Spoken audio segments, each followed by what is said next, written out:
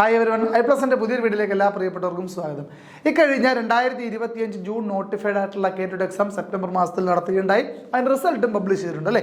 അപ്പോൾ അതിന്റെ certificate വെരിഫിക്കേഷനുള്ള intimation പരീക്ഷാ ഭവൻ പുറത്തിറക്കിയിട്ടുണ്ട്.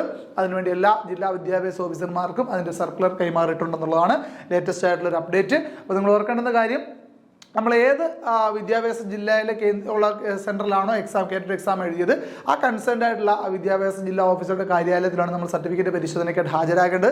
നമ്മുടെ അസൽ സർട്ടിഫിക്കറ്റുകളും അതുപോലെ ഹാൾ ടിക്കറ്റിൽ ഇൻവിജിലേറ്റർ സൈൻ ചെയ്ത കേരറ്റ് പരീക്ഷയുടെ ഹാൾ ടിക്കറ്റ് ഒക്കെ ഉൾപ്പെടെയുള്ള അസൽ രേഖകൾ നമ്മൾ സമർപ്പിക്കേണ്ടതായിട്ട് ഹാജരാക്കേണ്ടതായിട്ടുണ്ട്.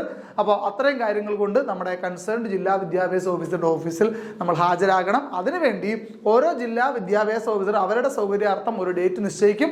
ആ ഡേറ്റ് 16/12/2025 മുതൽ 31/12/2025 ഇടയിലുള്ള ഒരു ഡേറ്റ് ആയിരിക്കും. അത് നിങ്ങൾ കൃത്യമായി അറിയാൻ സാധിക്കുന്നത് പത്രമാധ്യമങ്ങൾ വഴിയാണെന്നുള്ളതാണ്.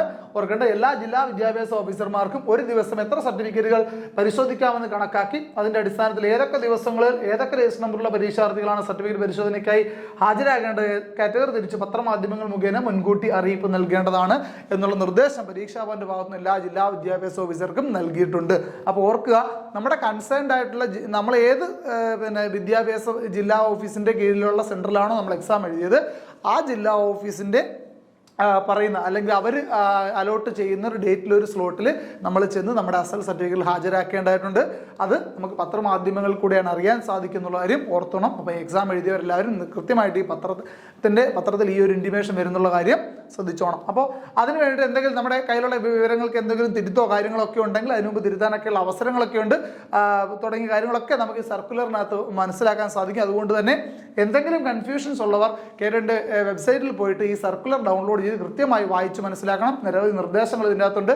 ഏറ്റവും പ്രധാനമായി ശ്രദ്ധിക്കേണ്ട കാര്യങ്ങളൊക്കെ ഉണ്ട്. നമ്മുടെ ചെറിയ ചെറിയ മിസ്റ്റേക്കുകൾ കാരണം നമുക്ക് ഈ ഒരു അവസരം നഷ്ടപ്പെട്ടു പോകരുത് ഒരു കാരണവശാലും. അപ്പോൾ അത് കൃത്യമായിട്ട് ഈ സർക്കുലർ മുഴുവനായും എല്ലാ മത്സരാർത്ഥികളും വായിച്ചിരിക്കണം. കൃത്യമായി വായിച്ചതിൻ്റെ അടിസ്ഥാനത്തിൽ നമ്മുടെ കൺസേൺഡ് ആയിട്ടുള്ള ജില്ലാ വിദ്യാഭ്യാസ ഓഫീസർ നൽകുന്ന ഡേറ്റിൽ നൽകുന്ന സ്ലോട്ടിൽ നമ്മൾ കൃത്യമായി ചെന്ന് നമ്മുടെ സർട്ടിഫിക്കറ്റുകൾ ഹാജരാക്കേണ്ടതാണ്. എന്നാൽ മാത്രമാണ് നമ്മുടെ കേരറ്റ് പരീക്ഷയുടെ സർട്ടിഫിക്കറ്റ് ഇഷ്യൂ ചെയ്യുന്നു. ഓക്കെ, അപ്പോൾ എത്രയും പെട്ടെന്ന് തന്നെ അതിൻ്റെ നടപടികൾ മുമ്പോട്ട് പോകുന്നുണ്ടാവും.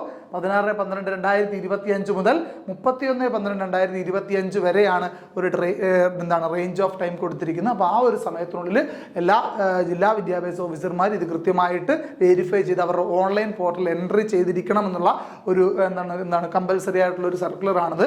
അപ്പോൾ അതുകൊണ്ട് ആ ഒരു സമയത്തും കഴിഞ്ഞാൽ പിന്നെ ഒരു കാരണവശാലും നടക്കില്ല.